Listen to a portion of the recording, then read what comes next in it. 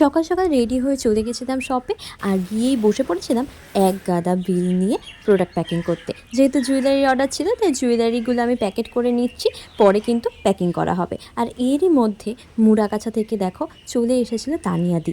তানিয়াদি কিন্তু এর আগে অনেকবার আমাদের শপে এসেছে।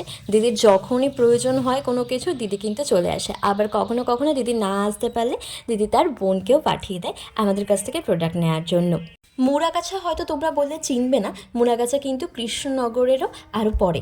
প্রায় দিদির বাড়ি থেকে আমাদের এখানে আসতে 40 মিনিট মতন টাইম লাগে। তারপরেও কিন্তু দিদি প্রয়োজন হলেই মাঝে মধ্যেই চলে আসে। আবার দিদি যেহেতু জুয়েলারিও নেবে, সেই কারণে কিন্তু কিছু জুয়েলারিও দেখে ইচ্ছে মতো নিয়ে নিয়েছে। আর তোমরা কিন্তু দেখতেই পাচ্ছ যে দিদি সব কিছু নিজের হাতে ধরে নিজের মতন করে নিয়ে নিচ্ছে। এটাই কিন্তু এখানে সব থেকে বড় সুবিধা। আর দেখো, প্রোডাক্ট আমি সমস্ত রেডি করে দিয়ে দিদি কিন্তু বেরিয়ে গেল। তারপরে কিন্তু আমরা বসে পড়েছি মাল প্যাকিং করার জন্যে। 2 রকমের বান স্টিক, ক্লের বান স্টিক, এমনি কাপড়ের বান স্টিক, এরকম গার্ডার, সঙ্গে তো জুয়েলারি রয়েছেই, সমস্ত কিছুই যাচ্ছে। আবার মানে ইয়াররিংসও আছে লুজ। হ্যাঁ, ইয়াররিংসও প্রচুর কালেকশন নিয়েছেন দিদি।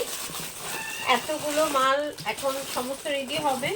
অনামিকাদের অর্ডারটা অনেকটা বড় থাকলেও সেদিনকে কিন্তু খুব তাড়াহুড়োর জন্য সেরকমভাবে কোনো ভিডিও আমাদের করা হয়নি। আর তার সাথে সাথে আবার দেখলাম যে সাথীদিও চলে এসছে তার প্রোডাক্টগুলো দিতে। যেহেতু তোমরা জানো যে আমরা এখন ক্লে জুয়েলারি হোলসেলে দিয়ে থাকি, তো সবাই কিন্তু এসে তাদের কাজগুলোকে দিয়ে যায়।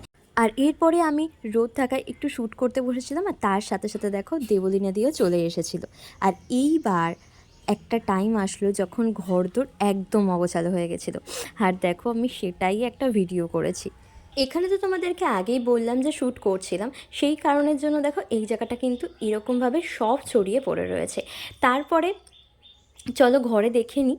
ঘরে কিন্তু নতুন প্রোডাক্ট এসেছে, সেই কারণের জন্য এখানে সব এভাবেই রয়েছে। এরপরে কিন্তু এগুলোকে আলাদা আলাদা করতে হবে প্রথমে, তারপরে যেটা যেখানে যাবে সেটাকে কিন্তু সেখানে রাখতে হবে। সেই কারণের জন্য কিন্তু এই সাইডটাতে এগুলো সব নামানো এভাবে রয়েছে। এরপরে দেখো টেবিলেও চলছিল কাজ, তো টেবিলে কিন্তু ভিডিও করছিল, ভিডিও করতে করতে চলে গেছিলো আবার জুয়েলারির কাজ করতে। তারপরে দেখো নিচে মিডিলের এই জায়গাটাতে কিন্তু সব জুয়েলারিগুলো টার্সেলিং হচ্ছিল। নেক্সটে যার এই জুয়েলারি অর্ডার আছে সব কিন্তু একবারে টার্সেলিং হচ্ছিল। এইখানে এরকম অবস্থা তার জন্য হয়ে আছে।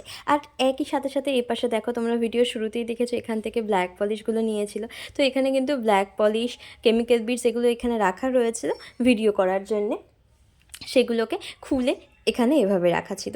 তো এরকমটাই হয় যখন কাজ করতে করতে একভাবে করা হয় না, এক একটা দিক এক এক রকমভাবে ছড়িয়ে যায়, বা বলতে পারো অগোছালো হয়ে যায়। যদিও এই অগোছালোতে খুব অসুবিধা হয় না, কারণ এটা না হলে কিন্তু কাজের এত ভালো আউটকামটা একদমই পাওয়া যাবে না। এই কারণে যখন দেখলাম যে বিকেল গড়িয়ে সন্ধ্যা হতে চলছে, আর ঘরটা সেই শুরু থেকে শেষ পর্যন্ত এতটা গোছালো হয়ে গেছে, সব এখন গুছাতে হবে তারপরে বেরানো, তখন কিন্তু ভাবলাম যে চলো তোমাদের সাথে একবার পেছনের ভিতরের অবস্থাটা শেয়ার করে ফেলি।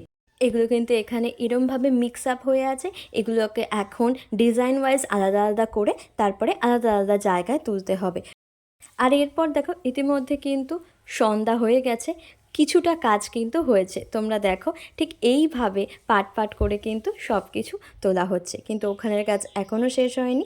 এখনও ঝটপট করে বাকি কাজ কমপ্লিট করে কিন্তু বেরাতে হবে। তো আজকের মতো এইটুকুই।